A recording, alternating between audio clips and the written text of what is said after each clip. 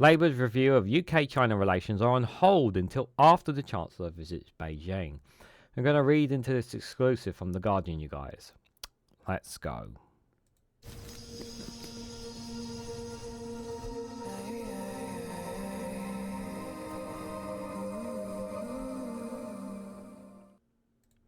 Good morning, good afternoon, good evening, wherever you are in the world. This is Reganelite here with an exclusive from The Guardian with the headline that Labour's review of UK-China relations are on hold until after the Chancellor visits Beijing. The exclusive reveals that despite calls for more scrutiny in light of Prince Andrew's spy allegations, Starmer insists is not to do anything to hamper growth. Guys, while you're here, make sure you hit the like button and share this across social media so others are notified of this video. So there is a lot of pressure on the Labour government to denounced China in some way, shape or forms because of it's considered a threat to national security to the UK. And I do generally believe that China are considered a threat to national security. However, there is this other point which Labour, some inside Labour will argue, and certain businesses and banks and whatnot will argue that we need China. We can't undermine China. We can't afford to undermine China given our situation, given the fragility of our economy, given that we are not part of the European Union and the single market, given that the incoming tariffs that are coming down the line from a new US president, we need to cozy up a bit more to China, is what some people. This is kind of similar to the arguments we were making about America that people are making because of our situation, situation-wide. So this is the thing that we have to we're scratching our heads over. And do we accept that we have to turn a blind eye to some of the morality, some of the things that China does, in order for us to try and get some sustainable growth from possible agreements with China that could improve our relationship with them and help boost our economy in some way, shape or form? Or do we call them out for who they are, which could hamper our relationship with China and could potentially damage our economy more than it needs to be at this time? That's kind of the catch-22 situation we're in. And I think realistically, Labour are going to tone down any kind of attacks on China because of our situation. I know that doesn't feel right from a moral point of view, and I totally understand that. But considering China is pretty much everywhere, China is everywhere. Their products are literally everywhere. I just cannot see a situation where I can't see Labour calling out China enough. Like I just can't see it, despite things that they've done. It feels wrong to be in that position, but unfortunately, this is the situation that we are in, and Labour have to make this decision. Is it the right one? On a moral point of view, no, it's not a right one. But from an economic point of view, it is. And unfortunately, that's the striking part. That's the striking balance that Labour have got to try and do. And they're not going to get it right either way. They're going to get scrutinised whatever decision they make on this situation, I'm afraid. So a review of the UK-China relations has been delayed until after the Chancellor has made her first trip to Beijing next month. The Guardian has learned amid a row over the alleged spy who befriended Prince Andrew. So Rachel Reeves will travel to China in early January as part of a charm offensive by the Labour government. The trip will be focused on financial services, and Tulip Siddiq, the city minister, is expected to travel with the Chancellor. This will raise concerns among China's hawks that ministers are set to reject the pressure to subject business dealings with China to higher scrutiny. Such pressure intensified after the exclusion of Yang Tengbo, a businessman who ran the Duke of York's Pitch Palace project in China, and is said by security officials to be associated with the arm of the Chinese state. On Monday, Yang asked a court to fill an autonomy order so that he could challenge the ill-founded claims against him, and insisted he was not a spy.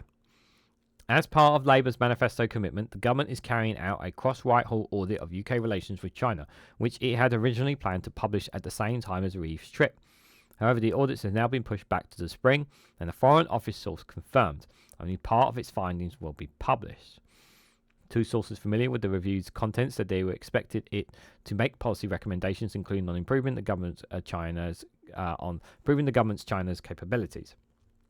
The ministers are under pressure to declare China a threat to national security by including it in the enhanced tier of new schemes to register foreign lobbyists. But banks and other financial services firms are concerned about the implications that this would have on their operations.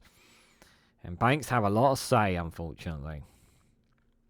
The foreign influence registration scheme is part of a shake-up of security laws announced by the previous Conservative government and would require those working for a foreign government to declare their role or face criminal prosecution. Similar schemes have been introduced in the US and Australia. I feel like we're going to bow to banks and financial services because of the situation. Again, the situation that our economy is in. I really do think that's what's going to be in the end. Again, I don't like this, but I feel like that's what's going to end up happening. There would be a basic level of declaration called the political influence tier, and an enhanced tier for countries deemed a threat to national security, which is likely to include Russia, North Korea, and Iran. MI5 and Home Office officials said they believe it is vital that China is also designated an enhanced risk. Tom Tugendhat, a former security minister, said on Monday that security services were very, very clear. The scheme was worthless without that. A number 10 source said Starmer has not yet made the decision, but they believe its instinct was not to do anything to hamper growth or to thwart an easing of relations with Beijing. Sources who worked with the Treasury and the Home Office under the former Tory Prime Minister Rishi Sunak said the scheme was almost ready to be announced shortly before he called the election this summer, despite long-running tensions between the two departments as to whether to include China in the enhanced tier. A former government source said it would be down to Starmer to make the call on how to designate China. They said Sunak had come down to the side of wanting to do it, but the election was called just as the Treasury began to prepare mitigations. When HST, the Treasury, doesn't want something to happen, it's very good at putting a grit in the machine and slowing things down, the source said. They were trying to work out a way to do it in a way that didn't kill the city. A different Conservative source has said it took quite a lot of work between the Home Office and the Treasury to get it in a stage where it could be announced. External concerns haven't necessarily been completed. A surety ultimately would have to come down to a decision for the ministers involved. What's going on now is both the Treasury is still holding it up because they want to ensure concerns of financial services and links to China are being protected. The institutional Treasury will have been getting loads of representatives from externals, and this will have a chilling effect. Whitehall sources do not expect China's designation to be resolved until the spring, with the ministers becoming operational in the summer. Dan Jarvis, the security minister, promised to lay the regulations in Parliament in the new year and said the scheme was not ready to be implemented as it had been claimed. A former minister involved in discussions over the scheme in the Conservative government said there was strong pushback within the Treasury and suggested officials would raise the same concerns under Labour. The Home Office, as always, hasn't thought it through. You can't say anyone visiting China for a meeting has to fill out deals for paperwork and prove that they are not a spy, they said. Question is, does the UK want growth or not? You have to realise China is not the same as Russia. The UK is right to have a balanced approach to China, one of the world's largest economies, and they are extremely powerful. Despite the rhetoric, that's exactly what the Americans do.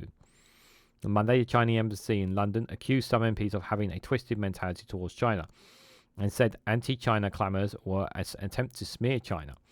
China targets against Chinese communities in the UK and undermine normal personal exchanges between the UK and China. The truth is, we don't know for sure. Do I think China is a threat to the UK? Yes. But do I also think, China can be a friend of the UK? No. I don't think China can be a friend of the UK. I do think there is common ground and to balance some kind of relationship with them. But a part of me just feels that because of they are not Russia, they are not America. They have a different philosophy to the rest to them. Ideology as well, and I do think that there can be something here, but I also don't. I just feel like that we're kind of bowing to pressures because of Brexit, because it all comes back to Brexit, guys. At the end of the day, it all comes back to that, and I just feel like we had so much more power and influence than we did before Brexit, and now we just have so little than we had before. And I just think in the end of the day, the Labour government are going to bow to pressure, and they're going to allow pressure in order to build a relationship with China. I think that's generally what's going to happen in the end. As much as I would like, them to be put in the same category as Russia and Iran, I don't think they will. I just don't think they will, because China are going to get China are going to face the wrath of a Trump USA because he wants to impose tariffs on them. He's intending to do that. Whether he will or not, I don't know. He's intending to put tariffs on any other imports, including us. You know, whether he's going to follow up, obviously, we'll have to wait and see. But this is what prompting a lot of these actions by a lot of countries as well. I actually think it's good that the Chancellor is going to Beijing. I think it's a good thing to actually go over there and to have discussions with them. I think it's a good thing. What will come out of it will be will be interesting. That is for sure. What do you guys think of this situation? What do you guys make of UK-China relations? What is your general gut feeling? Do you think that it's a good idea? Do you think it's right, first of all, that Chancellor should be making a trip to Beijing? Do you think it's right that we should establish improved relationship with China? Or do you think that we shouldn't be not only making a trip, maybe we shouldn't be improving our relationship with China? Do you think perhaps we should increase our security levels against China because of past actions that I've explicitly covered here on this channel as well as other people? Let me know your honest thoughts and more down in the comment section below what you guys think. If you found this video informative, please hit the like button, we greatly appreciate. And share this across social media so others are notified of this video. If you haven't subscribed already, please consider subscribing because it really does help support the channel. If you want to go one step further and financially support me and the work that I do here, you can do so by becoming a YouTube member for as little as 99p, or join me on Rumble or Patreon for exclusive content on those platforms. So thank you all so much for watching, and I hope to catch you all very, very soon.